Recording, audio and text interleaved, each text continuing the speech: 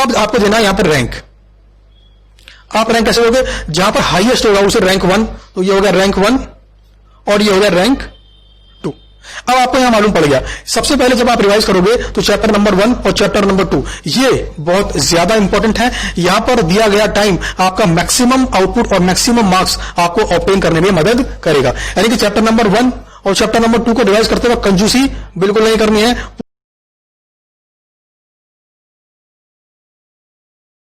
Hello friends, मैं CA Purushottam Agarwal, CA inter, CMA inter, CA final और CMA final में costing का फैकल्टी।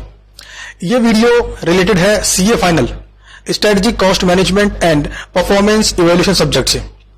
पिछले 4 अटेम्प्ट का हम यहां पर करेंगे analysis of previous 4 attempt of CA final SCMPE question paper, और उससे अनुमान लगाएंगे कि नवंबर 2020 के अंदर वो कौन से 5 चैप्टर हैं जहां से 75 नंबर का पेपर आना चाहिए। तो ये एनालिसिस आपके लिए बहुत ही इंपॉर्टेंट है। शुरू करते हैं सबसे पहले आईसीआई की गाइडलाइन से। तो देखिए, आईसीआई ने मार्क्स वाइज चैप्टर का वेटेज निकाला था, जिसके अंदर उसने बताया था कि किस चैप्टर से, किस बंच ऑफ चैप्टर से कितने मार्क्स का क्वेश्चन एग्जाम में आएगा। तो हम चेक करेंगे कि आईसीआई की वो गाइडलाइंस क्वेश्चन पेपर के अंदर सेट करता है आईसीआई, या फिर क्वेश्चन कहीं से भी किसी भी चैप्टर से आ जाता है। सबसे पहला है सेक्शन 1। सेक्शन 1 में बोला आईसीआई ने कि 35% से 40% तक का मार्क्स का वेटेज इन 7 चैप्टर से होगा। चैप्टर 1, 2, 3, 4, 5, 6, 7, और ये 7 चैप्टर आपके स्टडी मैट के हिसाब से हैं। Chapter number 1 introduction to SCM, chapter number 2 modern business environment, chapter number 3 lean system innovation, chapter number 4 cost management technique, chapter number 5 cost management technique for specific sector, decision making and pricing decision. तो ICI ने बोला कि इन 7 chapter से 35% से लेकर 40% तक marks का paper exam में मिलेगा। यानी कि 42 नंबर से लेकर 48 नंबर तक का इन 7 चैप्टर में से आएगा। आईसीआई ने फर्दर इन 7 चैप्टर को 2 बंच में ब्रेक कर दिया। पहले बंच में है पहले 5 चैप्टर, और यहां पर आईसीआई ने बोला कि इन 5 चैप्टर से मैक्सिमम मार्क्स की जो कवरेज होगी वो है 25%, और बाकी बच गए 2, वहां से मैक्सिमम मार्क्स की कवरेज होगी 15%।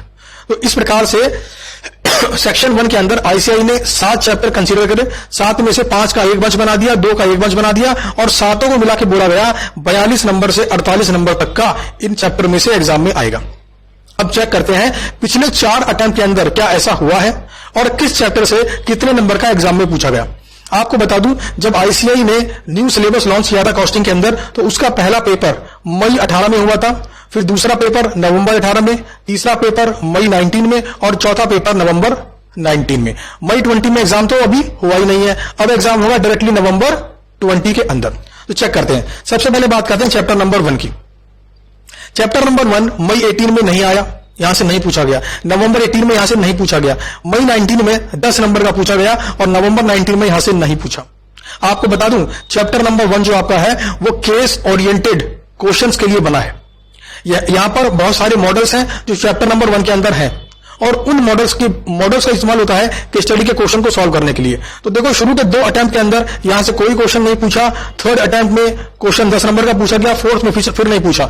और क्योंकि मैं ये पैटर्न देख पा रहा हूं कि धीरे धीरे आईसीआई शुरुआत में जब उनका फर्स्ट अटेम्प्ट था, यानी कि मई 18, जब न्यू सिलेबस का पहला क्वेश्चन पेपर आईसीआई ने दिया था, उसके अंदर maximum question practical question oriented था, जहां पर क्वेश्चन को प्रैक्टिकली सॉल्व ज्यादा करना था। ध्यान देना, मैंने बोला ज्यादा करना था। प्रैक्टिकली सॉल्व तो अभी भी करना है आपको, लेकिन मई 18 के अंदर ज्यादा प्रैक्टिकली क्वेश्चन को सॉल्व करना था। और धीरे धीरे पिछले 4 अटेम्प्ट के अंदर मैं देख रहा हूं कि केस स्टडी का पोर्शन बढ़ता जा रहा है। प्रैक्टिकल का पोर्शन, जैसे मान लीजिए ये पहला प्रैक्टिकल था, ये केस स्टडी था, तो अभी ऐसा होता जा रहा है। केस स्टडी बढ़ रहा है, प्रैक्टिकल घट रहा है, केस स्टडी बढ़ रहा है, प्रैक्टिकल घट रहा है, केस स्टडी बढ़ रहा है, प्रैक्टिकल घट रहा है। तो मैं ऐसी उम्मीद करता हूं कि नवंबर 20 के अंदर चैप्टर नंबर 1 से जो मॉडल्स हैं उनके ऊपर बेस्ड केस स्टडी का 10 नंबर का क्वेश्चन आपको नवंबर 20 में देखने को मिलेगा, ऐसा मेरा अनुमान है। चैप्टर नंबर 2 10 नंबर 2 बार 10 नंबर का आया, मई 19 में नहीं आया, नवंबर 19 में नहीं आया। तो यहां पर मैंने चैप्टर को सुपर ए चैप्टर नहीं कहा है। इसका रीजन मैं आपको भी आगे बताऊंगा। लीन सिस्टम एंड इनोवेशन 25 नंबर का मई 19 में डायरेक्टली आ गया। अब नवंबर 19 में डायरेक्टली 25 नंबर का आ गया।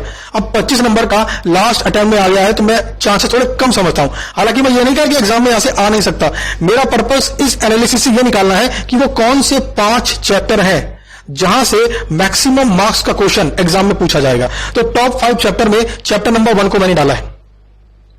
अच्छा, चैप्टर नंबर 6 इसको भी मैंने उन टॉप 5 चैप्टर में डाला है। रीजन क्या है?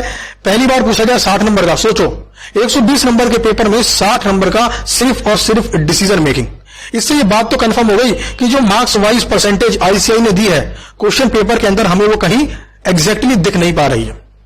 60 नंबर का पूछा, फिर 30 नंबर का पूछा, फिर 25 नंबर का पूछा, फिर 15 नंबर का पूछा। तो आप ध्यान से देखो तो धीरे धीरे ट्रेंड के हिसाब से मार्क्स कम हो रहा है। 60 से 30, 30 से 25, 25 से 15, और इसलिए मैंने इसको 20 नंबर का रखा है सुपर ए चैप्टर।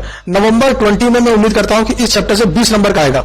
रीजन ये है कि यहां पर ये चैप्टर बेसिक चैप्टर है, इसकी अंडरस्टैंडिंग होना बहुत जरूरी है, और इसके अंदर बाकी मॉडल्स को फिट भी किया जा सकता है। यानी कि पहले प्रैक्टिकल पार्ट दे दिया, उसी के ऊपर बेस्ड थ्योरेटिकल पार्ट या कह लीजिए case study question based part भी एग्जामिनर ने पूछ लिया। तो यह है आपका चैप्टर नंबर 2। फिर बात करते हैं प्राइसिंग डिसीजन। 10 नंबर का आया, फिर नहीं आया, 7 नंबर का आया, फिर नहीं आया। तो कुल मिलाकर मेरे अनुमान के हिसाब से, इस ट्रेंड एनालिसिस के हिसाब से 2 बातें निकल के सामने आई। सबसे पहली बात, आईसीआई ने जो मार्क्स वाइज परसेंटेज बोली है क्वेश्चन पेपर में वो नहीं दिखती है। इसका मतलब क्या है? इससे हमें क्या सीखना है? तो इससे हमें यह सीखना है कि हम अपने हर चैप्टर को इक्वल इंपॉर्टेंस देते हुए पढ़ाई करेंगे। ध्यान देना, मैंने यहां पर पढ़ाई करने की बात करी है, रिवीजन करने की बात नहीं करी है। रिवीजन करते वक्त तो हम rank 1, rank 2, rank 3, rank 4, rank 5 में तोड़ेंगे। बट जब आप पढ़ाई कर रहे हैं, जब आप किसी पर्टिकुलर चैप्टर की पढ़ाई कर रहे हैं, तो उस टाइम पर यह मानेंगे कि पूरा 120 नंबर का पेपर इसी चैप्टर से आने वाला है। लेकिन जब रिवाइज करेंगे, एग्जाम ओरिएंटेड रिवीजन, तब हम उसे रैंक वाइज में तोड़ देंगे। और ये 5 चैप्टर मैंने इसलिए बताए हैं कि इन 5 चैप्टर को जब आप रिवाइज करेंगे तो कोशिश करेंगे कि कैटेगरी ए क्वेश्चंस और कैटेगरी बी क्वेश्चंस दोनों को हाथ से सॉल्व करके देखें। इसके अलावा जो बाकी चैप्टर बच गए आपके 5 के अलावा जो बाकी चैप्टर बच जाएंगे, वहां पर मैं आपसे उम्मीद करता हूं कॉन्सेप्ट को रिवाइज करिए, कैटेगरी ए क्वेश्चंस को हाथ से बनाकर देखिए, कैटेगरी बी और कैटेगरी सी क्वेश्चंस के आंसर को सिर्फ वेरीफाई कर लेंगे तो भी चलेगा। तो ये था दूसरा बेनिफिट। अब आते हैं सेक्शन 2 की तरफ। सेक्शन 2 में आईसीआई ने चैप्टर नंबर 8, 9, 10, 11, 12 अगले 5 चैप्टर रखे। पहले वाले में 7 चैप्टर, फिर अगले वाले में 5 चैप्टर, और ये चैप्टर आपके आईसीआई के स्टडी मैट के हिसाब से है।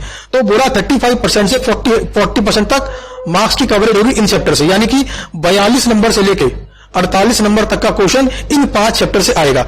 इन 5 को भी 2 बंच में तोड़ दिया।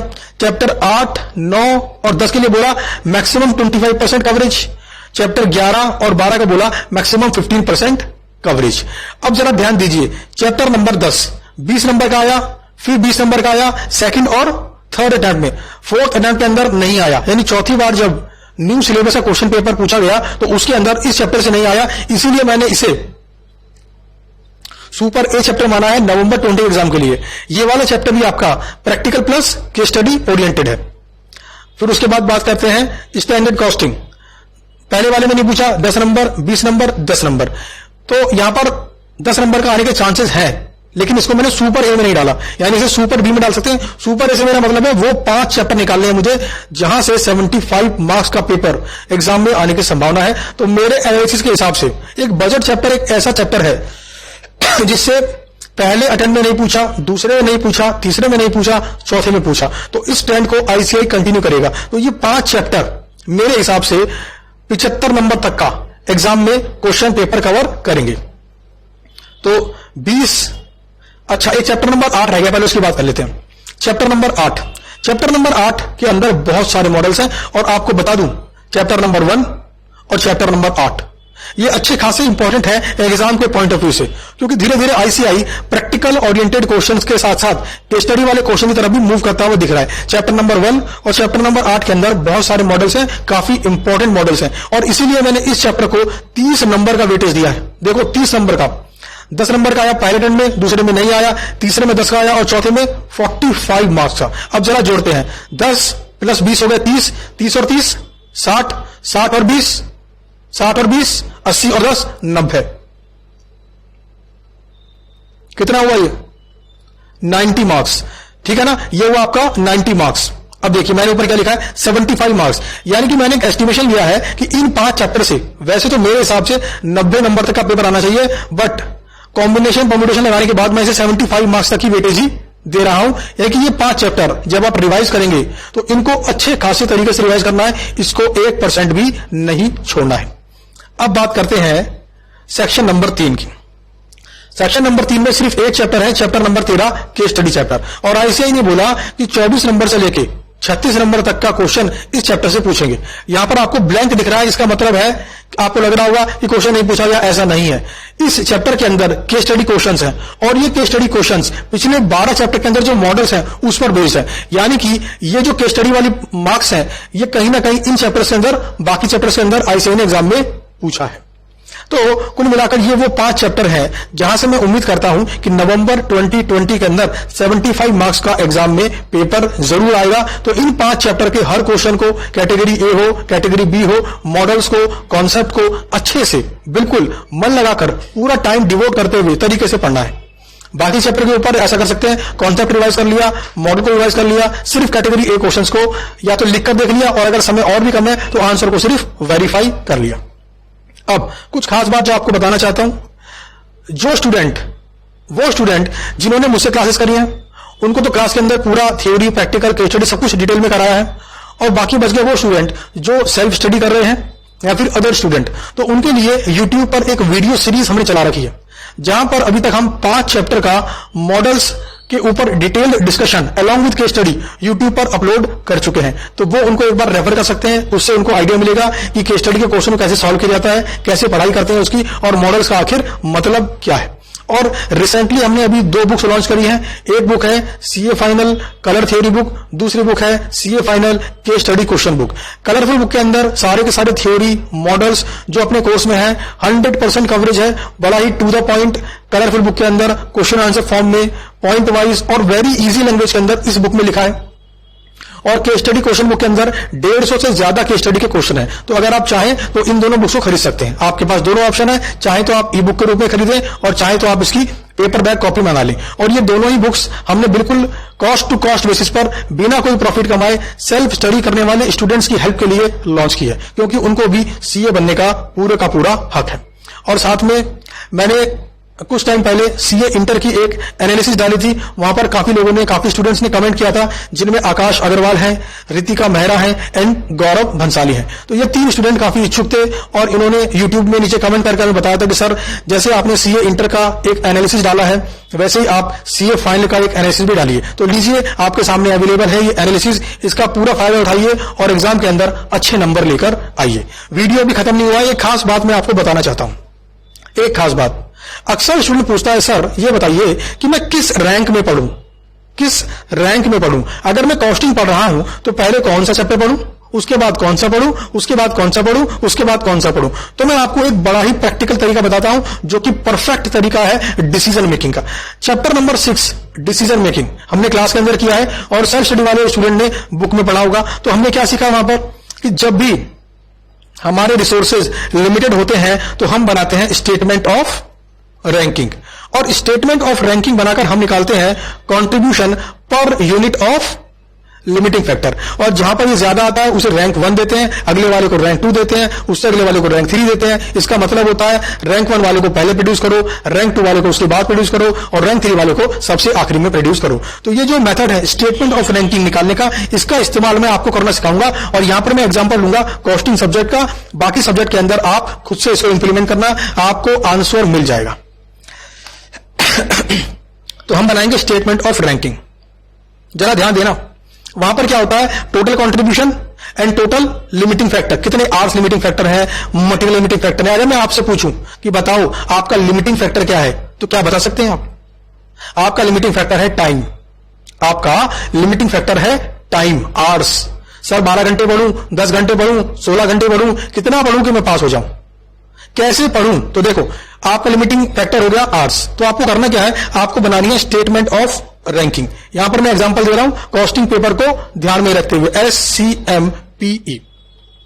तो करना क्या है आपको, आपको करना क्या है, यहां पे लिखा मैंने पर्टिकुलर, यहां पे लिखना है आपको चैप्टर का नाम। जैसे मान लो चैप्टर 1 चैप्टर 2, चैप्टर 3। ऐसे करते करते आपको जितने भी चैप्टर हैं कॉस्टिंग के अंदर सब लिख डालने हैं, चैप्टर 4, 5, 6, 7, चैप्टर 12, चैप्टर 13 तक। फिर आपको लिखना है टोटल मार्क्स। क्या लिखना है आपको? टोटल मार्क्स, कि चैप्टर 1 से कितने मार्क्स का पेपर इस बार एग्जाम में आने की उम्मीद है। जैसे मैंने बोला एग्जाम्पल के लिए 10 नंबर का आने की उम्मीद है। चैप्टर 2 से आपको भी लगाना आइडिया। आपको करना क्या है? आपको स्कैनर देखना है, इसका आपको स्कैनर देखना है। पिछले 4 अटेम्प्ट के अंदर कितने का क्वेश्चन का आया एग्जाम के अंदर, तो आपको एक एस्टिमेट निकालना है अपने हिसाब से, आपकी जो मर्जी। 10 नंबर का आया, 10 नंबर, 20 नंबर, 30 नंबर, 40 नंबर, तो आप बोल लो कि हाँ भाई 20 नंबर का आया। आपकी मर्जी है ये। आप यहां पर एवरेज भी ले सकते हैं, और चाहे तो आप थोड़ा बहुत ऊपर नीचे कर सकते हैं। उदाहरण के लिए पिछले 4 अटेम्प्ट में अगर आया 10 नंबर, 0 नंबर, 0 नंबर, 10 नंबर, तो चारों को जोड़ दो, 10 + 0 + 0 + 10 / 4, है ना। और अगर आप चाहोगे नहीं 4 नहीं करना सर, 2 में पूछा गया, तो 10 + 10 / 2, तो आपको ऐसे निकालना है एक एवरेज मार्क्स। तो मान लो आपने यहां पे निकाला 20 नंबर और यहां पे निकाला 30 नंबर। बेसिकली ये क्या है? टोटल मार्क्स, जो आप एस्टिमेट करते हो कि आपके आने वाले अटेम्प्ट के अंदर इतने नंबर का इस चैप्टर से पूछा जाएगा। इसके बाद आप निकालो टोटल नंबर ऑफ क्वेश्चन, और यहां पे लिखना है सिर्फ category A question. Category A question. आप बोल रहे हो सर अभी तो आपने कहा था कि हमारा लिमिटिंग फैक्टर हमारा टाइम है। हाँ, आपका लिमिटिंग फैक्टर आपका टाइम है, बट आपका आउटपुट नंबर ऑफ क्वेश्चंस कितने किए इस बात पर निर्भर करता है। आप 12 घंटे किताब को लेकर बैठे रहे, आपने सिर्फ दो क्वेश्चन किए, तो 12 घंटे पढ़ाई कहां की आपने? आपका आउटपुट सिर्फ 2 क्वेश्चन का है। तो इफेक्टिवली अगर देखें तो आर्स हमारा लिमिटिंग फैक्टर है, बट हमारा रिजल्टिंग फैक्टर है number of questions, number of pages जो हमने पढ़ाई करे। तो आपने क्या करना है, चैप्टर नंबर 1 जैसे है, तो आपको आपके हिसाब से निकालना है कि इस चैप्टर के अंदर कितने क्वेश्चन आपके लिए कैटेगरी ए में आते हैं। कैटेगरी ए से मतलब है वो क्वेश्चन जो आपको डिफिकल्ट लगते हैं, तो वो नंबर यहां पे लिखना है आपको। जैसे मान लो कि यहां पे मैंने बोला कि भाई 5 क्वेश्चन है जो आपको डिफिकल्ट लगते हैं, यहां पे मैंने बोला कि भाई 10 क्वेश्चन है जो आपको डिफिकल्ट लगते हैं, और यहां पे मैंने बोला कि भाई 20 क्वेश्चन है जो आपको डिफिकल्ट लगते हैं। Category A question. अब क्या निकालोगे आप? मार्क्स पर कैटेगरी ए क्वेश्चन। कैसे निकालोगे? A / B।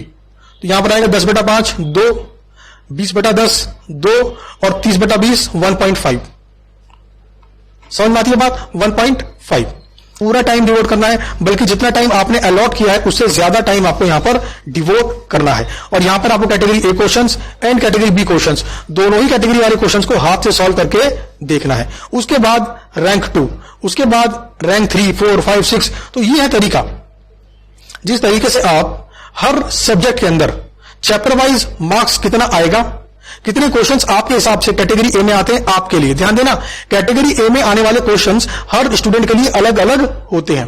तो जिसके नंबर, जब स्टूडेंट क्वेश्चन अलग अलग हुए तो फिर उसके बाद रैंकिंग भी तो अलग अलग हो जाएगी। तो ये जो स्टेटमेंट ऑफ रैंकिंग है ये आप बनाते हैं, बिल्कुल परफेक्ट तरीके से आपको ये बताएगी कि आपको कहां पर फोकस करना चाहिए, किस सीक्वेंस में आपको पढ़ना चाहिए। तो यह प्रैक्टिकल इंप्लीकेशन जो भी आपने सीखा उसका। भाई अगर आपने स्टेटमेंट ऑफ रैंकिंग सीखा है और जिंदगी में उसको अप्लाई नहीं कर पाए तो क्या फायदा हुआ?